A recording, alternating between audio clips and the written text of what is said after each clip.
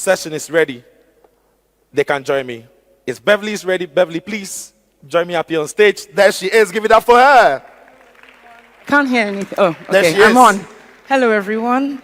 Good to be here. Yeah, it's good to have you. Great. Yeah. We bounce on to the next one. It's a very intriguing subject. Oh, yes. Yeah. Yes. Governance, safeguarding, and sports integrity is what we're doing. Absolutely. I'm looking forward to it. So am I, because the first session we had, there was a lot of conversation that was already filtering through. And I recall the gentleman that was very passionate about the corruption issues, and those are the things that you tend to hear coming on over and over in African sports. You know, there's a couple of things that I even want to maybe use to set the scene, you know. Please. With governance, the issues we have, let's even look at what's going on with the Super Falcons. Is anybody watching the Women's World Cup? Anybody here watching? Come on! So, okay, great. You know, we need to support our women. So even the issues around they're not being paid to pay directly to these ladies. Why? It shows that there's a dysfunction in the system. You know, we're talking about why isn't the ecosystem communicating? Somebody in the audience also said, maybe we need to improve the way we communicate. Educators, medical doctors, media and broadcasting has a massive role to play in sports. I am a sports lawyer myself. I have a role to play as far as access to justice is concerned. So there are so many aspects of the sporting ecosystem. When you think about the sporting ecosystem, the first thing that comes to mind is athletes, the field. Nobody thinks about the people at the back. You know, the sporting ecosystem is not just what's happening on the field. It's also concerned with what's happening off the field, all right? So, you know, there's so much to pack in as far as governance is concerned. Safeguarding of our children. Yep. Let's be honest, abuse is on the rise. I've heard awful stories about children being plied with alcohol before going for matches. Yes. Why? Because we don't have proper monitoring and supervision. When you look at the Western world, and I'm not here to paint the West as the do-gooders. There's issues in the West as well. What we're here to discuss today is how can we find solutions to the problems we're facing. So we don't want to just talk about our problems. Don't we talk about problems all the time? Every day. Aren't we tired of talking about problems? We also want to talk about solutions. What solutions do you and I, you know, this problem will not be solved by people on the stage. So nobody should come here thinking it's only the people on the stage that have the solutions. The answers to the we problems, all in this room have solutions. I heard so many passionate people on stage, so I'm super excited. All right, I'm excited. I can't wait for it to get started. But Beverley, who are joining you for this one? Please take it away. Okay, so I'm super excited to bring on Dr. Austin Luguterah. He is the head of sports studies at the Ghana University. Welcome. And I'm also excited to have Dr. Prince Pambo, who is on the FIFA doping committee. Please join us. Thank you. It's pretty exciting. I have two doctors, a doctor of academia and a practicing medical doctor, so this should be quite an interesting conversation. So I think just grab that one for you. All right, Beverley, take it away. Okay. Ladies and gentlemen, enjoy the next session. Okay, so I want to start with Dr. Luguterah. And you must have heard in the previous session a lot about education, the importance of education, how education can literally save the day, what the role of education is in terms of improving the sporting ecosystem. Now, you are the head of sports studies. You also teach sports governance. I want you to set the scene, and even just for the benefit of those who may not understand, what is sports governance exactly?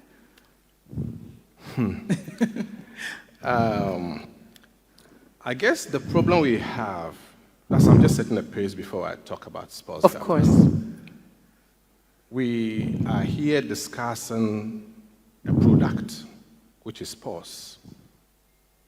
Do we even understand it? We have been here years, every day we talk about it. We have set an agenda. do the people we are going to address, do they understand the agenda we have set? The person who created basketball, Naismith, the time he was creating basketball, he wasn't thinking about business. He was thinking about recreation, innovation. True. All these people who created those games, and I think the same thing with Pierre de Coubertin, when he was thinking about Olympics, modern Olympics. He was thinking so much of solving a societal issue, not business. As long as now we have moved to the territory of business, we can't dodge governance.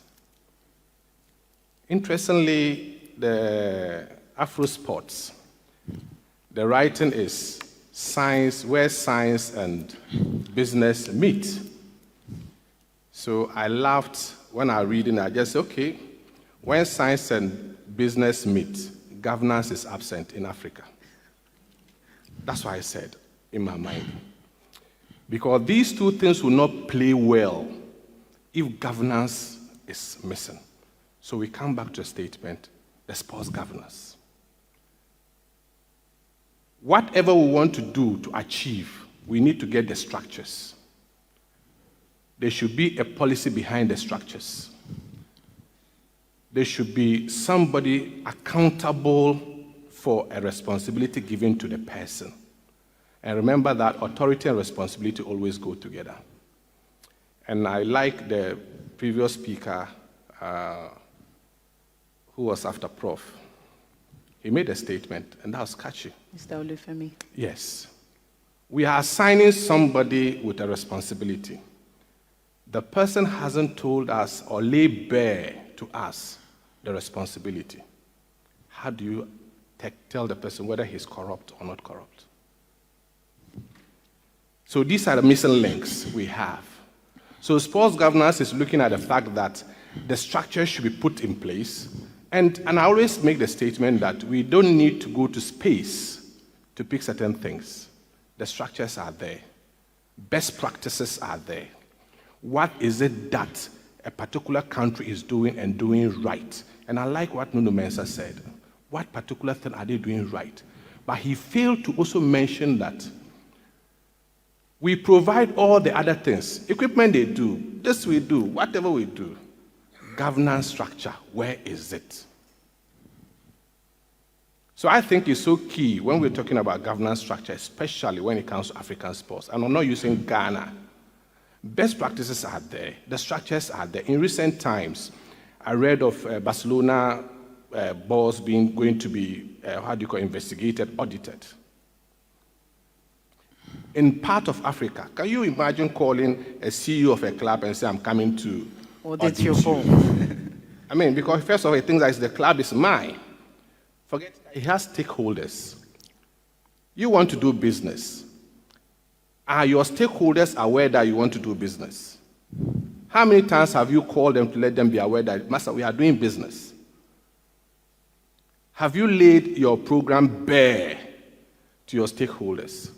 These are concerns that I think sports governance try to address. Issues of integrity, issues of transparency, issues of corruption, issues of accountability, and the Ghanaian term, issues of probity. Probity. Yes. Yes. So these are issues that sports governance address. Okay, brilliant. Thank you for that nice overview of sports governance. And now I want to come to you, Dr. Prince Pambo. So you are part of an institution, and institutions are known to have their frameworks, and that is precisely what we're talking about.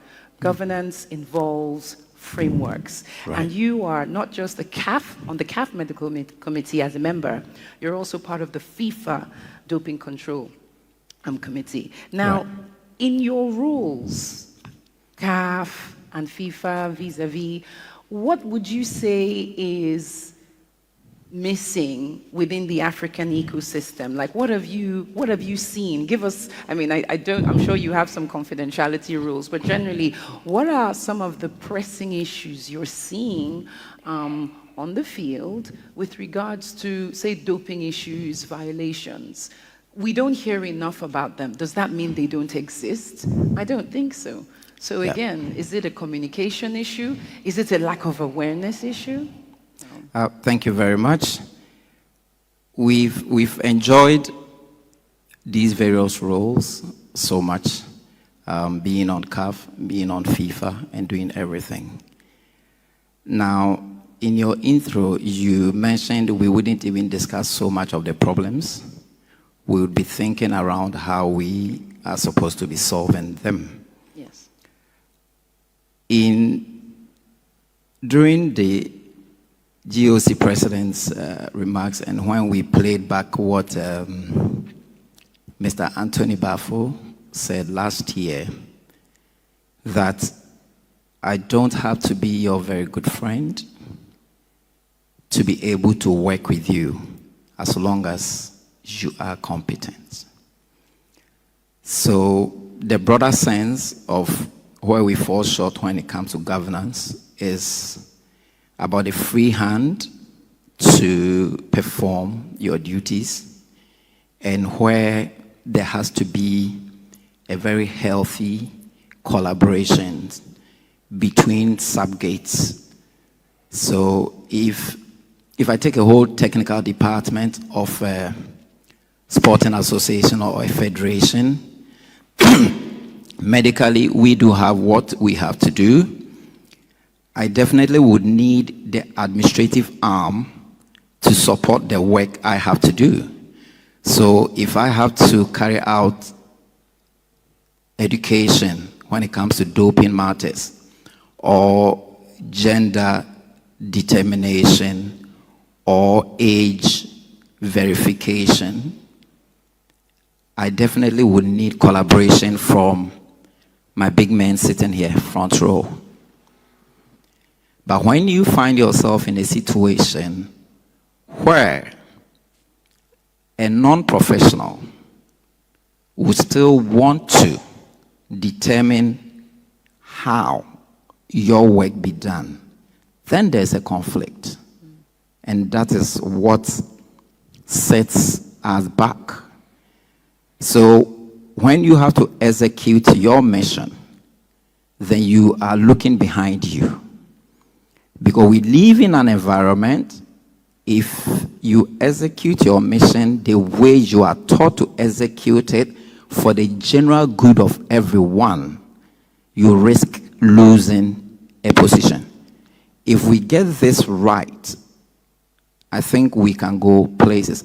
I mean, we are privileged to work within various ecosystems, and it gets extremely difficult if you have to work within the African ecosystem because of what I just mentioned. So come to doping issues. Yes, we know the rules and regulations you will need to follow. You will need some level of education. Now, when you, as a professional from my side, want to engage your administrative arm to put in place a budget, let me come to that, for my work, which is educating athletes, or if I have a dietitian, how to also educate them on the right nutrition. Whatever you do, at the end of the day, the role you have to play gets, in quotes, sometimes disrespected because it is not perceived as giving the much needed 3 points in football or a medal. But we forget that the person needs to be mentally stable, physically fit, and all to be able to what? Produce what you need the person to give you at the end of the day. And if the person needs to understand doping matters well in order to avoid it. So yes, we don't hear a lot about doping offenses and all that, probably because it's not being done to the level we want it. I mean, you can be sure in most of our local leagues in Africa, I mean, football is actually the big one. Yes, even in the local leagues, in various countries or the various federations, beyond education, we don't do much testing. I have come across players, the very first time they get exposed to any kind of doping testing is when they have to play for a national team and probably be at a bigger tournament. So locally, you don't get much to be done. And it would have to start from where we recognize each other's roles and then are permitted to function. But then, okay, so you've raised the point that, in fact, I'm even happy to hear that even at national level, they're at least getting that doping testing. I thought you were going to say it's when they go abroad that will be the first time. So No. if we know that there's a massive gap between, they're not even aware that they need to do this doping testing, and suddenly you get to the national stage and you have to do doping. How do we begin to implement the testing? How do we begin to raise awareness about the need for testing? Maybe I need to bounce back to the educator in the house. You know, how do we raise awareness, spread the awareness? I'm sure there's people in the room here that have football clubs. There might be people here that work for local leagues, not just in Ghana, in other parts of Africa. How do we say you need to implement testing as part of your program, as part of your curriculum, whatever you want to call it? Yeah, so it goes back to the foundation and what I also mentioned. I started by saying that, do we even understand the product we are dealing with? All the time the discussion had been, like your intro, had been with the athletes, the coaches. The person who is starting from day one, childhood, has the person understood issues of integrity, sports integrity? Has the person understood that I don't need to cheat to participate? So Doug here will be doing everything he wants to do. The person who is going to be the final person to do that action doesn't even understand that thing. So I just think that we need to, first of all, inculcate it in our curriculum as a beginning. Our secondary school teaching, our coaches have to be educated. Because I can tell you for sure that most of these athletes who get doped or who are into doping started it from their coaches. Some coaches actually introduced these athletes into doping gradually. I can remember 2007, we're having, GES has, Ghana Education Service, has this issue of trying to use age as a, no, not age, weight, as a yardstick for participation when they are going to have basic school competition. So children are put to check their weight. There's a weight limit. If you exceed that weight limit, you can't compete. So you can get twins, one looking heavier, the other one looking slim. The slimmer one is qualified to compete. The heavier one is not qualified to compete. And because of that, we have coaches who are bent in seeing that their athletes compete, put them into drugs or into medication to drain them before competition.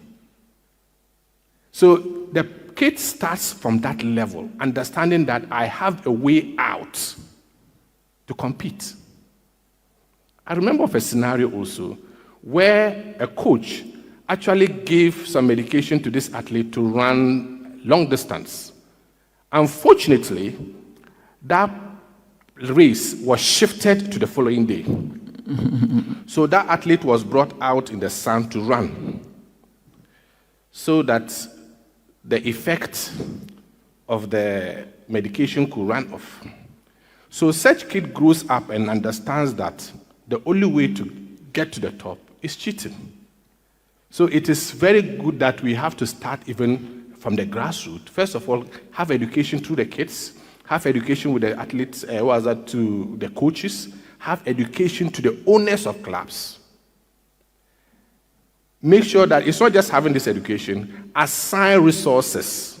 I was going to come to that actually, so it's about the resources. Assign resources and personnel.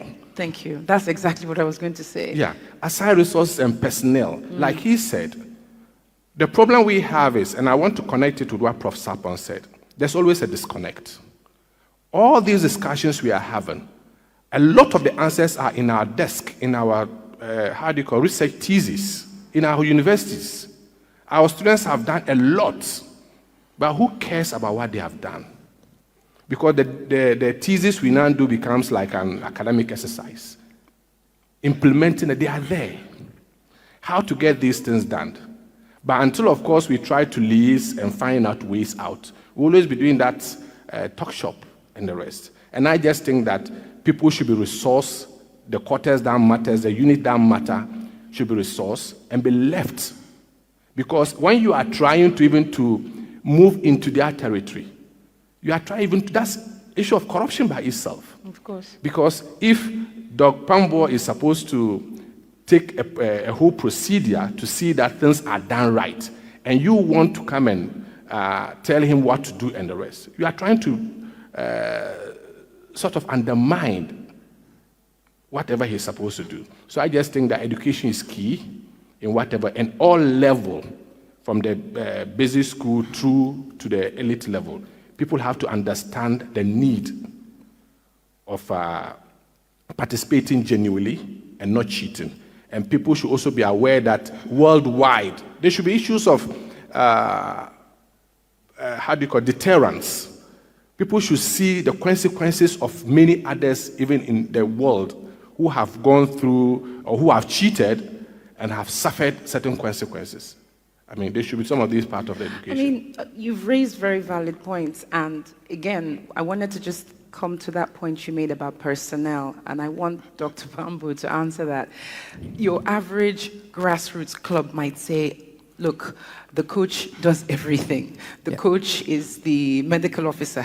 The coach will be the welfare. The coach is a jack or Jacqueline of all trades, which is obviously not great because there's a conflict of interest. So if it's a function of, well, we know we need personnel, but we don't have the funds to do it, then what is the recommendation? Is it that the barriers to entry are too low? And I'm not talking just about football. I really want to make this inclusive. I want this to be a general conversation cutting across different sports, whether it's tennis, netball, hockey. If we have certain challenges and we know this, the data is not there, the lack of violations doesn't mean it's not happening, what then can grassroots clubs, academies be expected to do to manage the little they have? Is there an opportunity to access maybe free resources, maybe support with doping testing, just to give some people encouragement, I would say? Yeah, thanks so much, Beverley. I was quite happy when he mentioned the issue of personnel, and we taking it forward and mentioning resources. I mean, we do have the resources, and I believe we do have personnel. We can train a lot more. Prof. Sapong mentioned me when he was mentioning sports science, sports medicine, and all that. I mean, before some of us even went into sports medicine, you don't hear so much about it. The reason being that you go through a particular training and come out to be useful for a particular sector or industry, and you come out and you'd have to do a lot more beyond your certificate and competence to get to be useful. I don't know if you understand where I'm coming from. Do. So some of us came into the system, we thought it was necessary to train a lot more people, so we dropped entry requirements. The University of Ghana Physiotherapy Unit collaborated with Ghana Football Association many years back. We started a project to get people to come on board to be able to handle the basics when it comes to medical issues in sports. So we noticed that not all clubs would be in the position to engage a medical doctor. Exactly. Or I mean, for that matter, a sport and exercise medicine physician, you can't pay, or even a physiotherapist. So we said, okay, we had these young men and women who followed these clubs with sachet water and ice cubes and doing things anyhow. So bring them, let's train them. I think it was about some 6-week training program with the University of Ghana. We did it. Some clubs brought people to be trained, others came on their own. At the end of it, these people who got trained with the certificate the University of Ghana gave could not catch the eyes of the administrators to give them a job. So we feeling that we had to train people, give them the knowledge we paid for, so that they could be everywhere and work. So if you were going to pay me $100 a day to do that work, somebody we had trained could be paid $1 or $2, and they'll be able to do that for you. And then we sit and probably supervise and monitor how it goes. And we realized that although we had trained people with that expertise, they were still not making it to the clubs.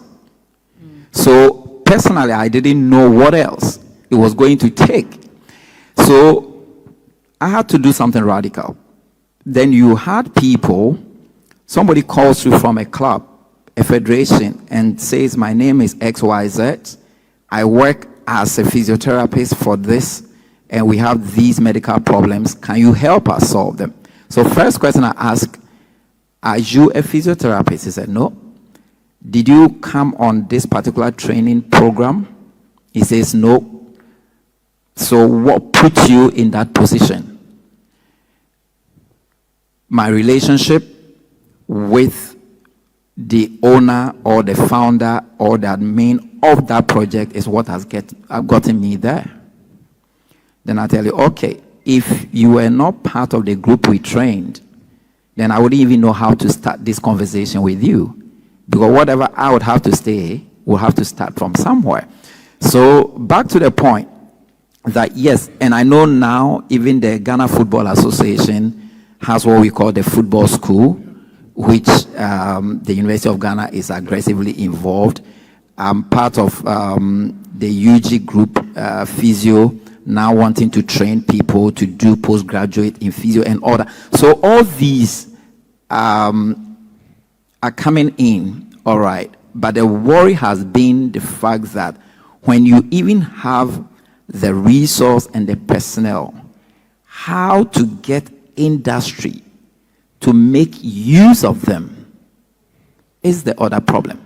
I have doctors, young doctors who come to me and say, look, we are happy to be on CAF. We are happy to be on FIFA. We want to work with the Football Association. We want to do this. Can we do sports medicine? I said, yes, I can help you do sports medicine. But what I can't assure you is the fact that if you do sports medicine and come back to this country, whether you get to play the roles that I'm playing now. That bit, so I remember mentioning this to one particular young doctor, and he left a bit angry. I said, yes, because it's not my duty to engage you. It's not my duty to help you put your knowledge to use. Unfortunately, it's the duty of another person who for some reason probably does not appreciate what you can do to change the dynamics. And I feel this is where the problem is.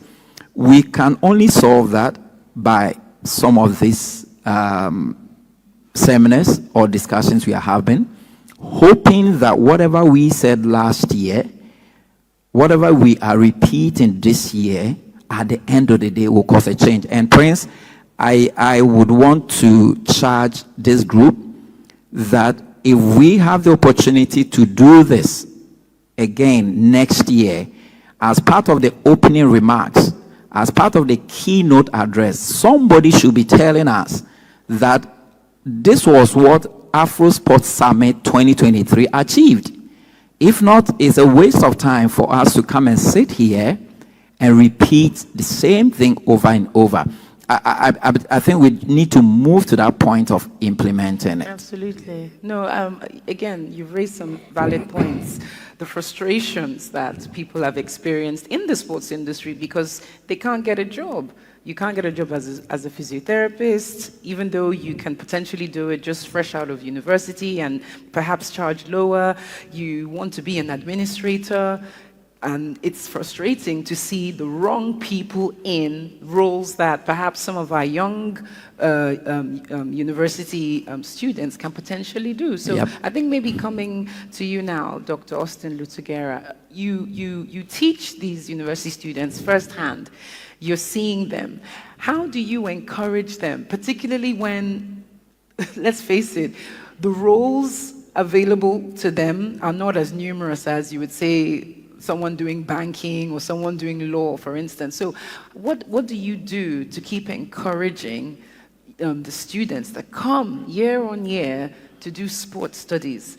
How do you encourage them to not want to dip their hands in places that they don't need to be going to? How do you encourage them not to take bribes? Because again, that's another thing that's plaguing the sports industry. It's operating like this sort of niche, exclusive, and it shouldn't be, because sports is for all. It's something that we should all enjoy, but it's something that can employ millions, literally millions of people, even more than banking industry, because you have schools, they are already employers, you have the stadiums, you have the clubs, the associations, you've got so many potential sources for employment. So can you please just tell us, how do you encourage your students to keep their integrity? Because we've all agreed, integrity doesn't start when you're a postgraduate student. It begins from school, from as early as when you can recite your ABCs. So what do you do to encourage them to follow the straight path in sport? So let me start by per your statement. There are jobs, there are roles, not that there are no roles. There are roles for them to play, but those roles are occupied by others who are not trained for those roles. Exactly. Not that there are no roles. So like Dr. Pambo said, people are trained to be physio. They are supposed to occupy those spaces for physio. And those who are not trained for physio are occupying those spaces for physio. And it leads to the injuries, constant injuries our athletes have. And if we don't understand the consequences of these, then it means we don't understand. I go back to my statement, we don't even understand the product we are trying to manage and to promote. Professional players are comfortable outside there because there's integrity outside. Their welfare matter outside. So the athlete can give out his leg and sleep and ask someone to massage because he's comfortable that it will be done well. Here, if you give your leg to a massage, one eye is closed, trying to find out whether the person is doing the right thing or not. We have enthusiasts who have named themselves in those positions. Enthusiasts who call himself physiotherapist. He's an enthusiast. Enthusiasts who call himself sports manager. Enthusiast who call himself any of the roles we are training the students to come and play. Yes, we keep on training them. Our duty is to imbibe in them the fact that integrity matters. We teach them all the things we have to teach them. The system itself, is it ready to accept what we have taught them? We are not here to be introducing people to say that, like Prof. Sapon was saying, we have the system should only identify them. But if the system is not, you see, the issue is, how many countries in Africa, or let's say our sub-region, how many of them have sports policies? In recent time that Nigeria had. Exactly. In recent time. How old is Nigeria? Let's go back to my own country, Ghana. It's in recent time that we are putting out the comprehensive sports policy. Whatever we want to discuss, I was mentioning to Prof. Sapo, our bargaining chip is the figures. The data. The data. We don't have. Yep. Interesting, as part of those developing the sports policy, when we're discussing the sports policy, there's no data anywhere to talk about the contribution of sports to GDP. We don't have. It's just last 2 months, that the French embassy, showing interest that want to get us, my department, the economics department, to think of how to get the figures. You want to take your policy to government. What is your bargaining chip? What do you have? What figures are you having to tell government that this is how much I'm contributing to the GDP? So do this and that for me. We don't have. Yes. The policies are not there because anything we do are impulsive actions. I sleep and dream and think that I have to do this, so let me do that. Meanwhile, there are people who are trained to let the system work. The person has gotten his club. Yes, that's his club. How many times have they even sat down and think that, let me make sure that all the organs of these clubs are working right? Who is supposed to be the masseur? Who is supposed to be the physio? Who is supposed to be the trainer? Who is supposed to be this? Welfare officer. Who? The welfare officer. Is it a matter of calling friends and relations? Come and let's do it. So the way he invites you, we are used to that. We want to fire you at will. So we call you at will because you are not having the capabilities. Yes, we keep on educating our students to understand best practices. International best practices. Best practices. And I always mention that the easiest thing to do is to copy. Because you are doing less. The research is there. Best practices are there. Pick the best practices. Come back to your system. Understand your own local setting, how it operates within your local setting. How do I adapt it within my local setting? That's what we do. Otherwise, all the time, Africa's sports is just going to be backwards. We're just going to be 1 step forward, 2 steps backwards. Because all the time, our young athletes are moving outside the country. The same, and I can tell you for sure, when our athletes move out of the country, they do less and perform better. Here, we see training as punishment. The person just run. The person is just going, run. Why is he running? What do you want to achieve? Are you able to manage or to identify, measure his performance? What do you want to achieve? Run, that's all. And we don't blame us, you blame our antecedents. How did sports enter into our environment? In Ghana, most of our sports activities enter through the military. So no wonder our behavior is, our training method is just regimental. Military. When there are best practices out there, just look there, copy, bring it, look at it. Oh, the Europeans are doing it with this. Can we tweak it to make sure that we can also do the same and achieve? The sports scientists are there. And I can look, there are a lot of people who have gone outside there, trained, best knowledge. They come back to Africa, they get frustrated. Like Dr. Pambo said. So when he speaks the reality to somebody, the person gets frustrated. So they get a person going back or thinking that let me veer into farming. Somebody has gone to learn sports. He's now doing sports with the plants. Happens a lot. Yeah. They quit. They quit. Because that is where the bottom line is what brings food to the table. That's the bottom line. I have gotten the expertise. I want to implement the expertise. The system is not giving the opportunity to give out my best. But we need to be able to change 3 days ago, I saw an advert on the Facebook. The person was selling pigs. So I showed interest. So I called him. I said, I wanted to get to know much about the pigs. So whilst we were talking about, I mentioned my name. They said, oh, are you in University of Ghana? I said, yes. Into sports? I said, yes. Then he started. He learned sports in Germany. And he's back in Ghana. For the past 5 years, he has nothing doing. So now he's managing the pig farms of his family. Oh, wow. To put to put food on the table. So all the things he has done, he has come. Not that there are no space again, there is a space. But that space is covered by an invisible forces. those forces that don't need prayers. They are covered. They are not opening the space for that person who has learned to put in. We have most of our professional footballers and professional guys who have gone out to the country. They have come back with expertise. They are frustrated because when they want to try and attempt to get inside, an invisible force will hit them and they'll go back. So you think, okay, let me invest into something else. And I think it's not only Ghana, it cuts across Africa. It cuts across. So this discussion about how do we improve, how we don't improve, is just the fact that that governance structure is missing. Let's give people responsibility as we give them that authority. Let those people we've given this responsibility be responsible and accountable. Let's have stakeholder discussion. Who are the people? I mean, who are my customers? We have sports consumers who are consuming my product. Do they even know that I'm selling that product? That's the question.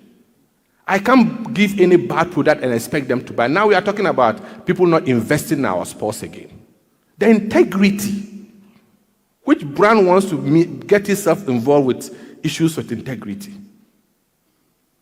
That's a question. And remember, companies, they are searching for numbers. It's a matter of figures. How many numbers can you produce so that we leverage on it to advertise our product? What are we also doing to get these numbers such that this sponsor will show interest to come to invest in our product? Okay. I'm actually worried because we're running a bit out of time. And yes. I want to also thank you. Those were fantastic contributions. And again, it comes back to data. Do we have the data? No. To even attract people to sponsor. Because most of the time you hear, oh, I'm looking for a sponsor. Every other day I know I get told, oh, I'm looking for a sponsor for my sports project. And interestingly, let me just add this. Interestingly, we do, like those of us in academia, a lot of them are here. Yeah. We do research almost every time. Just last week, or the last 2 weeks, I sent some questionnaire, and Professor Poinsawa is part of those who even distributed it. Trying to find out certain, because sometimes we shouldn't just be waiting on pedestrian knowledge, as you think, but what is it that is happening that we can take advantage of to influence policy? We don't gather data, and those even who gather the data, we gather it on our desks. You want to knock at someone's door to show him the part of your data, or to show interest. Oh, this is the data I have. The person is looking at you with a scorn. As if to say that those of us in academia, as if like you are seen in a different world. Those of us in industry are seen in a different world. And those who are even performers, past performers, are also seen in a different world. The industry itself is certain. So that disjoint, like they mentioned earlier, is there. As for data, it's on our laps, in our desktops, and that's where it ends. So we rather use it, interestingly, that's why we use it for promotion. If you don't need it, we will use it for publication. But industry need those data. Absolutely. They need those findings. Absolutely. They need those findings. As part of the things that we are trying to find out the contribution of sports to GDP, if you even understand not the direct contribution, the indirect contribution to GDP is huge. Absolutely. Absolutely. It's huge. I was mentioning to Prof, somebody gets up to work. His mind is not about economic gains. He's doing his fitness. A questionnaire I sent. The person is doing his fitness, and about 518 people responded. They are doing their fitness. They are not being asked by a doctor. But at the end of it, they realize that they don't visit the hospital. So what have they done? They have contributed. Because they don't make any expenses again. Hitherto they visit the hospital 2 times or 3 times a day. Now a month. Now they don't visit. They have helped, especially the non-communicable diseases, the hypertension, the diabetes. Do we know how much government spends on medication? And do we understand how much sports can help government not to spend on those medications? Can we quantify them? That's why I said, do we even understand the product we are dealing with? Okay, and now I want to bring Dr. Pambo back into this conversation, please, because we literally need to wrap up. We've gone over time. And, you know, you've stressed so much about, do we really understand the product we're dealing with? What's the output product? It's sports. Back to doping, back to the violations, the breaches. Perhaps, is it, again, it's the lack of understanding that if you monitor these players properly, if you care for their well-being, if you make welfare a priority, you get better output. So why, you know, how can we encourage grassroots to take welfare more seriously? Somebody up there raised a valid point about lack of insurance.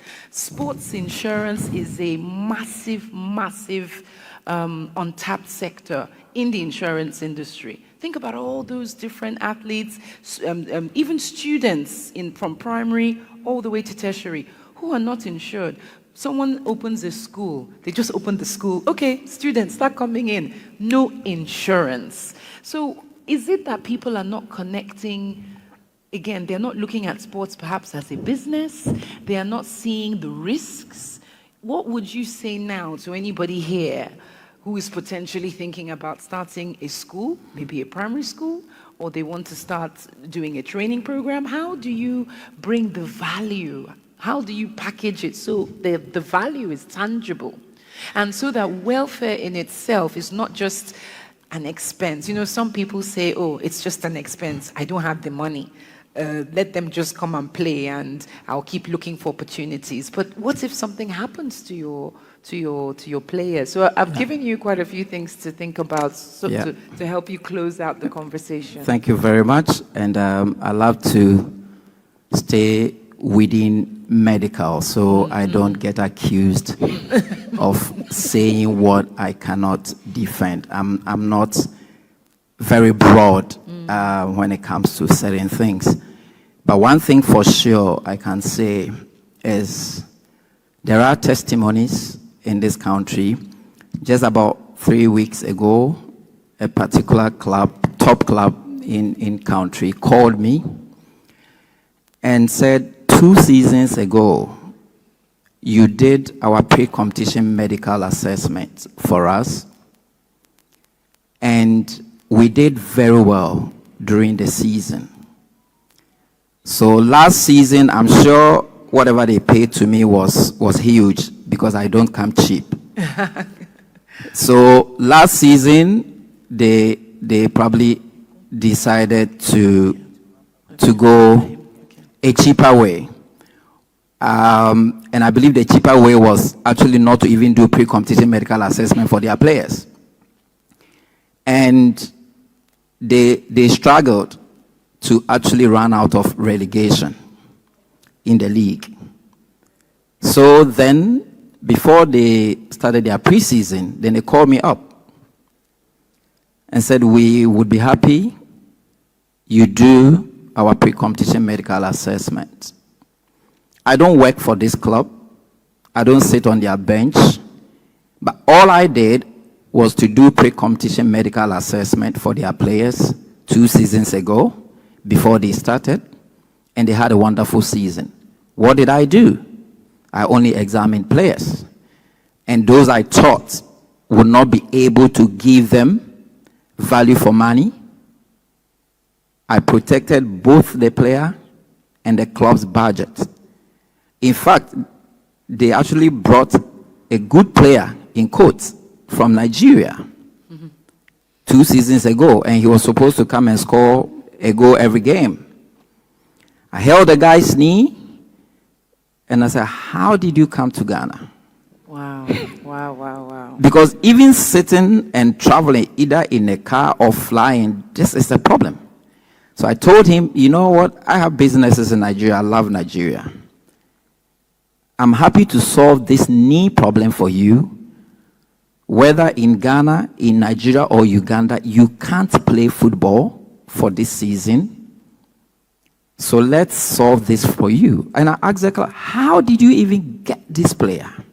No checks, nothing. Nothing. So I said, okay, just do an MRI. And it was clear as day. It was a big problem. So I'm just saying this, that if we stick to the basics and do it right, the results are there for everyone to see. And if I have to make a closing remark, okay, that in sports, if you neglect the medical aspect of sports, and when I say medical, it comes with fitness coaches, it comes with the dietitians, it comes with everybody on board. If you neglect that aspect of your game or sports, forget about excelling. It is just simply not possible. That was a good one to close out on. And I say that with all the pride in me. Uncle Ben is here. I've worked with him. The only time I get to go on big tournaments is when he is the chef de maison.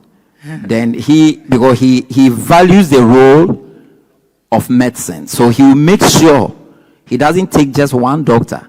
But there was one event we went and we were about 3 doctors. I don't know whether he got accused for doing that, but that's the value you placed. And you probably had a doctor to probably just about 5 members of the contingent, and you can pay good attention to them and make sure you get a result. Out of time, but this is all I can say. Thank you. People are trained. We are not coaches. Coach, we don't do your job, although sometimes we headbutt with our coaches when they are refusing to take what we tell them. Okay, we don't coach. We don't do anything. We don't pay the per diems. All we are asking is, let's get it right, and the results will be there for everyone to see. Thank you so much. We've actually run way over time, so I want to use this opportunity to say a big thank you to my panelists, Dr. Prince Pambo, Dr. Austin Luguterah. It was fantastic having you, insightful conversations, and hopefully there'll be an opportunity to mingle and take more questions. So sorry we can't do any questions for this session, but thank you all. Thank you so much. Thank you very much, Beverley. Thank